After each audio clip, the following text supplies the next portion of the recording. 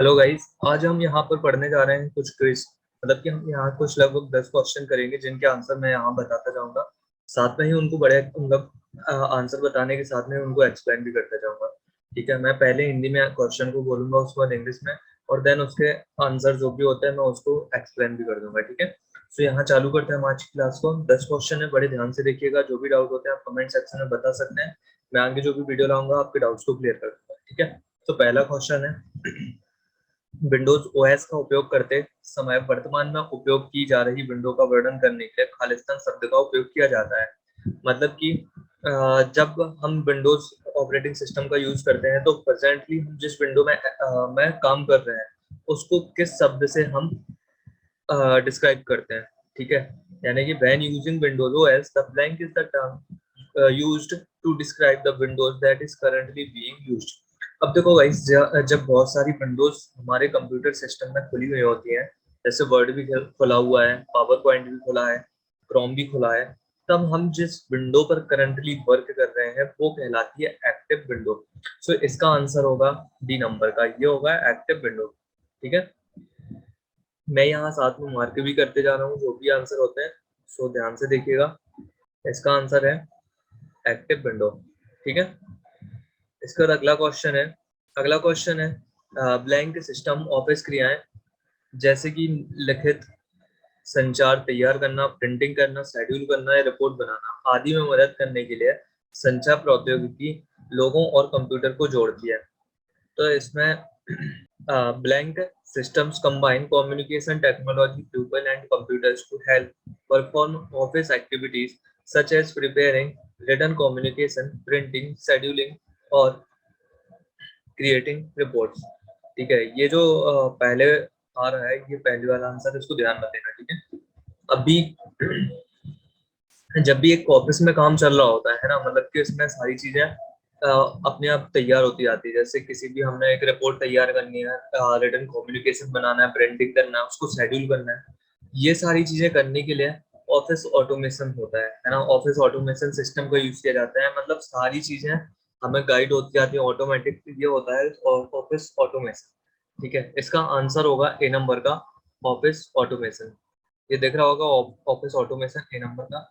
Next question है, web browser में एक नया सॉफ्टवेयर डाउनलोड होने पर सामान्यतः निम्नलिखित में से कौन सी फाइल हमेशा डाउनलोड की जाएगी। जब भी हम कोई भी सॉफ्टवेयर डाउनलोड करते हैं वेब ब्राउजर से, तो ऑटोमेटिक एक फाइल डाउनलोड होकर आ जाती है, उस फाइल को क्या कहेंगे। ठीक है, तो जब भी हम कोई सॉफ्टवेयर डाउनलोड कर रहे हो तो डॉट ई एक्स फाइल करके एक फाइल एक्स्ट्रा आ जाती है। वो आप देखोगे जब भी कभी सॉफ्टवेयर या कुछ भी डाउनलोड कर रहे होते हैं, कोई भी सॉफ्टवेयर डाउनलोड कर रहे होते हैं, तो डॉट ई एक्स करके फाइल आती है। तो इसका आंसर होगा बी नंबर का, डॉट ई एक्स ई। ठीक है, नेक्स्ट क्वेश्चन है, in the term of microprocessor architecture R I S C stand for. मतलब माइक्रो प्रोसेसर आर्किटेक्चर के संदर्भ में आर आई एस सी का फुल फॉर्म क्या होगा। इसका आंसर है ए नंबर का, रिड्यूस्ड इंस्ट्रक्शन सेट कंप्यूटर।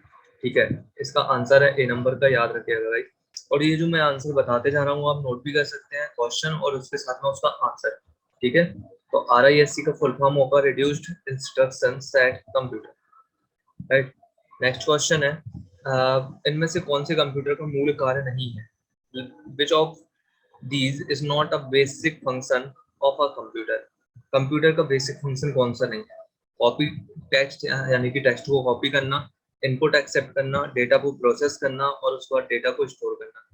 ठीक है, तो कंप्यूटर की ये बेसिक फंक्शन मतलब कि कंप्यूटर डेटा को लेता है, उसमें प्रोसेस भी करता है, डेटा को स्टोर करके भी रखता है, लेकिन कॉपी करना टेक्स्ट को, ये कंप्यूटर का बेसिक फंक्शन नहीं है। तो इसका आंसर, इसमें क्वेश्चन में भी यही पूछा गया है कि इनमें से कौन सा मूल कार्य नहीं है, यानी कि बेसिक फंक्शन नहीं है। तो इसका आंसर होगा ए नंबर का, कॉपी टेक्स्ट। ठीक है, नेक्स्ट क्वेश्चन है, एमएस वर्ड 2016 के किस टैब में इंसर्ट इंडेक्स विकल्प उपयोग उपलब्ध है। अब देखो गाइस, यहाँ पे होता क्या है, इंडेक्स या फिर टेबल ऑफ कंटेंट्स, ये एक ही चीज है। इंडेक्स आपने देखा होगा जो हमारी बुक्स में स्टार्टिंग पेज पर होता है कि ये टॉपिक फर्स्ट सेकंड थर्ड जो सारे टॉपिक दिए रहते हैं, उसके सामने भाई टॉपिक कौन से पेज पर अवेलेबल है, तो उस पेज का नंबर भी दिया रहता है, ये चीज कहलाती है इंडेक्स। ठीक है, तो वर्ड, एमएस वर्ड 2016 में उसको हम मतलब रेफरेंस टैब में ही पाएंगे। रेफरेंस के अंदर इंडेक्स, ठीक है। या अगर हम दूसरी विंडोज में देखते हैं, मतलब दूसरे वर्जन में देखते हैं वर्ड के, तो वहां पर हमें रेफरेंस में टेबल ऑफ कंटेंट्स लिखा मिल सकता है। सो इंडेक्स और टेबल ऑफ कंटेंट्स, इनमें कंफ्यूज नहीं होना है एक ही चीज दोनों, बस इसको इसको वर्ड के वर्जन के हिसाब से अलग अलग बोला गया है। इसका आंसर होगा डी नंबर का रेफरेंस। कोई भी वर्जन हो तो ये रेफरेंस टैब के अंदर ही पाया जाता है, ठीक है। नेक्स्ट क्वेश्चन है, माइक्रोसॉफ्ट विंडोज में वर्तमान में सक्रिय प्रोग्राम विंडो को बंद करने के लिए निम्नलिखित में से कौन सी कुंजी संयोजन है। मतलब कि जिस विंडो पर हम माइक्रोसॉफ्ट विंडोज में काम कर रहे हैं, मतलब कि जिस भी प्रोग्राम पर हम काम कर रहे हैं, तो एक्टिव विंडो को क्लोज करने का शॉर्टकट की क्या हो।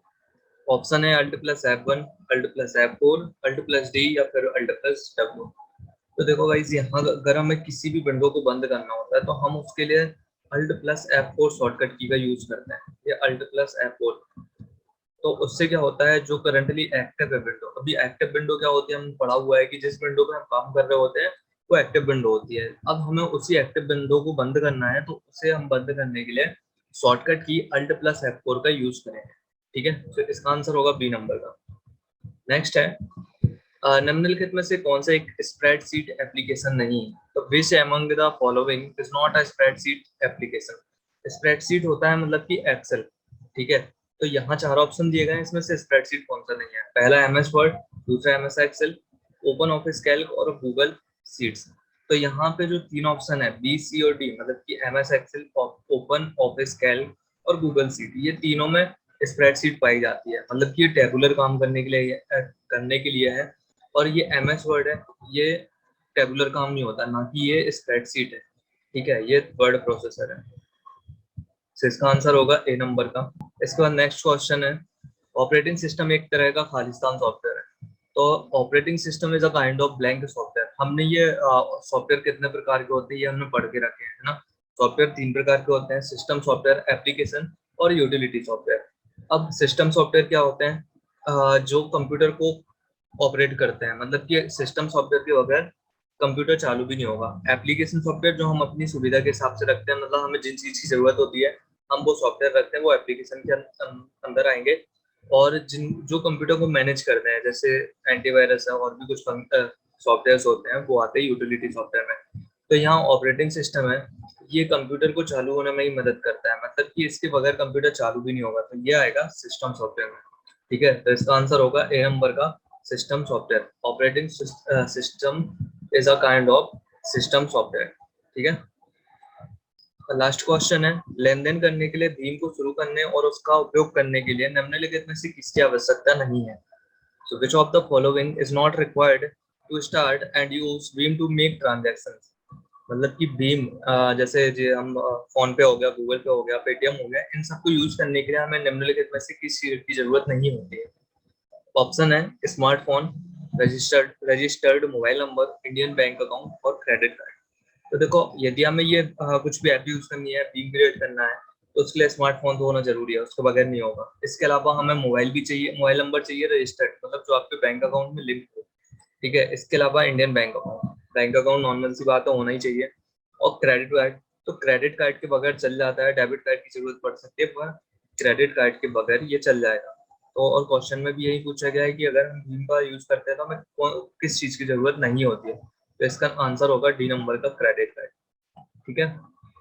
सो गाइस, यहाँ आज के क्वेश्चन हमारे खत्म होते हैं, और इनको बहुत ही ध्यान से सुनिएगा। अगर आपको समझ में नहीं आया तो आप बार बार रिपीट कर सकते हैं। जो क्वेश्चन क्वेरीज होती हैं, नीचे सोशल मीडिया के लिंक दिए गए हैं, आप उन पे जाके कांटेक्ट कर सकते हैं। अदरवाइज वीडियो के कमेंट में आप अपना क्वेश्चन या आपको जो डाउट हो रहा है वो आप बता सकते हैं। आगे जो भी वीडियो आएगी उसको सॉल्व करने की पूरी कोशिश करूंगा। देन मिलते हैं गाइस अगली वीडियो में।